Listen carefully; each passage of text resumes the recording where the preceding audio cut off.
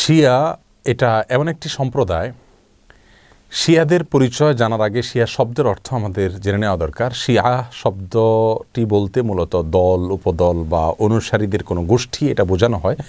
শিয়া বলতে বোঝানো হয় শিয়াতু আলিয়িন বা আলী রাদিয়াল্লাহু তাআলা আনহুর অনুসারী গোষ্ঠী, এদেরকে শিয়া বলা হয়। বা আলে বাইত রাসূল করিম সাল্লাল্লাহু আলাইহি সাল্লামের পরিবার কেন্দ্রিক যাদের ভক্তি বিশ্বাস এগুলো গড়ে উঠেছে তাদেরকে সাধারণত শিয়া বলা হয়।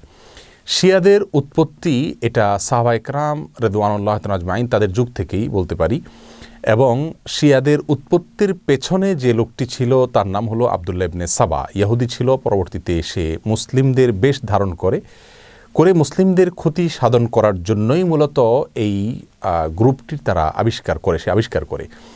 শিয়াদের সম্পর্কে আমাদের দেশের সাধারণ মুসলমানদের মধ্যে ধারণা খুবই কম। আমরা অনেকেই মনে করি মুসলিমদের মধ্যেই একটি সাধারণ দল শিয়া, অথচ শিয়াদের যে সমস্ত বিশ্বাস আছে সে বিশ্বাসগুলো ইসলামের একেবারে মৌলিক বিশ্বাসগুলোর সাথে অনেকগুলো বিশ্বাস আছে যেগুলো সাংঘর্ষিক।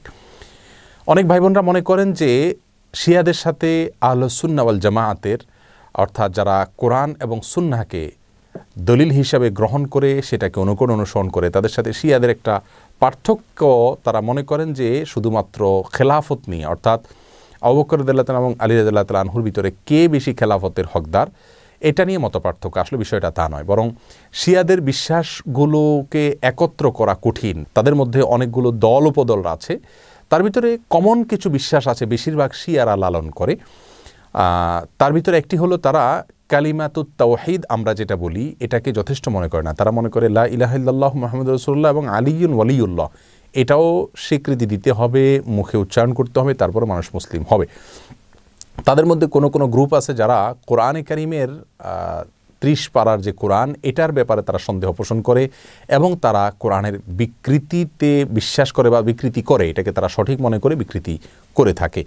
তাদের মধ্যে বড় অংশ বা সবচেয়ে বেশি অংশ বলা যেতে পারে, প্রায় সবাই বলা যেতে পারে তারা সাহাবীদেরকে সবাইকে কয়েকজন বাদে আলী রাদিয়াল্লাহু তাআলা আনহু, আব্বাস রাদিয়াল্লাহু তাআলা আনহু সহ কয়েকজন বাদে হাসান হুসাইন, ফাতেমা রাদিয়াল্লাহু তাআলা আনহুম সহ আহলে বাইত যারা তারা ছাড়া বাকিদেরকে তারা কাফের মনে করে এবং সাহাবীদেরকে গালমন্দ করাটা এটাকে তারা সওয়াবের কাজ মনে করে, ইবাদত মনে করে। আয়েশা রাদিয়াল্লাহু তাআলা আনহা রাসূল আকরাম সাল্লাল্লাহু আলাইহি ওয়াসাল্লামের সহধর্মিনী, তার চরিত্র নিয়ে তারা সন্দেহ করে, যার চরিত্রের বিষয়ে কোরআনে কারিমে সূরা নূরে আল্লাহ সুবহানাহু ওয়া তাআলা পরিষ্কারভাবে ঘোষণা দিয়েছেন। যাই হোক, এ হলো মোটামুটি শিয়াদের কয়েকটা জঘন্য বিশ্বাসের আলোচনা। এবারে আসি শিয়াদের একটা বিশেষ দল, তাদেরকে ইসনা আশারিয়া বলা হয়। মূলত ইসনা আশার শব্দের অর্থ হলো 12।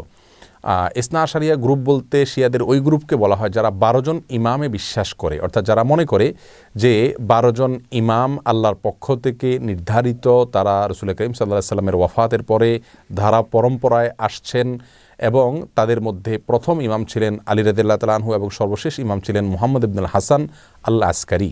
এসব ইমামদের সম্পর্কে, ইমামদের মধ্যে সর্বশেষ ইমাম যিনি মুহাম্মদ ইবনে হাসান আল আসকারি, তারা মনে করে তিনি লুকায়িত হয়ে গেছেন, আবার প্রকাশিত হবেন, এবং এই ইমামরা সবাই নিষ্পাপ, তারা কোনো ভুল ত্রুটির ঊর্ধ্বে, এবং এই ইমামরা সকল প্রকার ইবাদত বন্দিগির ঊর্ধ্বে উঠে গেছেন, তাদের কোনো ইবাদত বন্দিগি করতে হয় না। এই বিশ্বাসগুলো লালন করে থাকে ইসনা আশারিয়া গ্রুপ। শিয়াদের ব্যাপারে আমাদের ধারণা কি হবে, তাদেরকে আমরা কাফের বলবো কিনা? উত্তর হলো শিয়াদের মধ্যে যারা আয়েশা রাদিয়াল্লাহু তাআলার চরিত্র নিয়ে সন্দেহ করে, কোরআনের ব্যাপারে যাদের সন্দেহ রয়েছে এবং বিকৃতি সাধন করে থাকে, এবং কেউ আছে রাসূল করিম সাল্লাল্লাহু আলাইহি সাল্লামের রিসালাত নিয়েও সন্দেহ করে। তারা বলে যে জিবরিল ভুলে রাসূল করিম সাল্লাল্লাহু আলাইহি সাল্লামের কাছে রিসালাত নিয়ে আসছিল মূলত আলী রাদিয়াল্লাহু তাআলার কাছে। এরকম আর অনেকগুলো বিশ্বাস লালন করে। এই সম্প্রদায়গুলোকে বা এইরকম বিশ্বাস লালনকারীদেরকে আমরা মুসলিম মনে করতে পারি না। তবে হ্যাঁ, তাদের মধ্যে অনেকগুলো গ্রুপ আছে যাদেরকে সরাসরি কাফের বলা যায় না, তাদের অনেকগুলো ভুল এবং ভ্রান্ত বিশ্বাস রয়েছে। এদের মধ্যে সবচাইতে সাধারণ যেটা বিশ্বাসের দিক থেকে সবচাইতে তুলনামূলকভাবে কম জঘন্য বলা যেতে পারে সেটা হলো আবু বকর রাদিয়াল্লাহু তাআলা চাইতে আলী রাদিয়াল্লাহু তাআলাকে খেলাফতের জন্য অধিক হকদার মনে করা। শিয়াদের অনেকগুলো ভ্রান্ত বিশ্বাস নিয়ে বিস্তারিত এবং বিশদ আলোচনা করা দরকার, তা না হলে তাদের বিষয়ে আমাদের ধারণা পরিষ্কার হবে না। একজন মুসলিম হিসাবে আমাদেরকে সঠিক ধারণা যেমন রাখতে হবে, তেমনিভাবে ইসলামের বিষয়ে কারা কি ভুল ধারণা লালন করে সেগুলো আমাদের জানতে হবে।